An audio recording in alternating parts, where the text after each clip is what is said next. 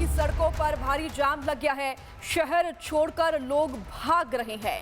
Lebanon में हुए हमले के बाद अब अफरा तफरी मच गई है और ये तस्वीरें आप देखिए किस तरीके से जाम लग गया है, क्योंकि लोगों में भय का माहौल है। लोग अब शहर छोड़कर भाग रहे हैं।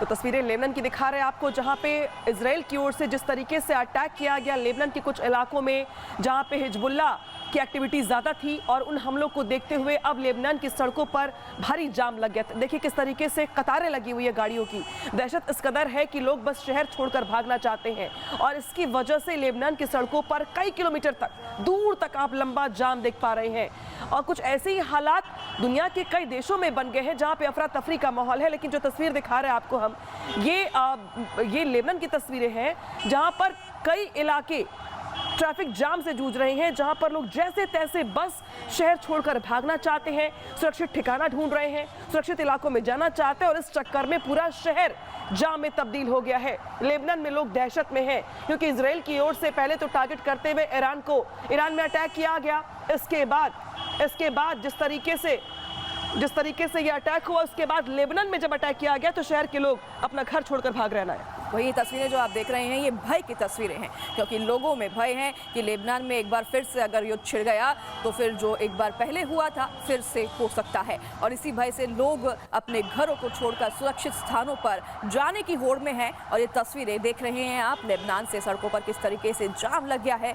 लोग अपने घरों से भागकर शहर को छोड़कर सुरक्षित जगह पर जाना चाहते हैं, क्योंकि लेबनान पर अटैक हुआ और अटैक की तस्वीरें हमने आपको दिखाई कि इजराइल की तरफ से जो लेबनान पर अटैक किया गया उसमें हर जगह सिर्फ और सिर्फ धुआं दिखाई दे रहा है और हर तरफ सिर्फ और सिर्फ मलबा है। और ये युद्ध आगे भी इसी तरह से कंटिन्यू हो सकता है, क्योंकि हिजबुल्लाह ने इजराइल पर अटैक किया, जिसके बदले में जवाबी कार्रवाई में इजराइल ने लेबनान पर अटैक करने शुरू कर दिए हैं, और ये अटैक आगे भी बढ़ सकते हैं। और इसी भय की वजह से लोग अपने शहर को, अपने घरों को छोड़कर जा रहे हैं।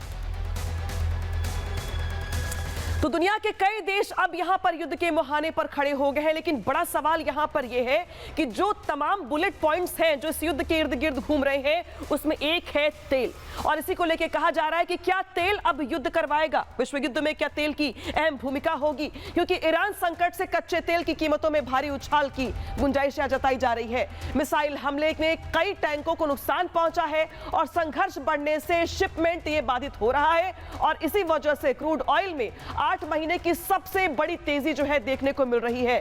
तेल की कीमतें 8 महीने के सबसे उच्चतम स्तर पर पहुंच गई हैं, और इसीलिए कहा जा रहा है कि अब ये खतरे की घंटी है। ब्रेंट क्रूड यहां पे 78 रुपए प्लस प्रति बैरल तक पहुंच गया है, यानी करीब 6 से 8% से ज्यादा का उछाल यहां पर देखने को मिल रहा है। जिस तरीके से अगर बात की जाए ईरान की, तो ईरान ने हॉर्मुज की खाड़ी को कर दिया है बंद, और ये वो रास्ता था जो अपने आप में काफी महत्वपूर्ण था, और इसी रास्ते से दुनिया में 20% तेल की सप्लाई होती थी। और अब ये रास्ता चूंकि बंद हो गया तो दिक्कत बढ़ गई है।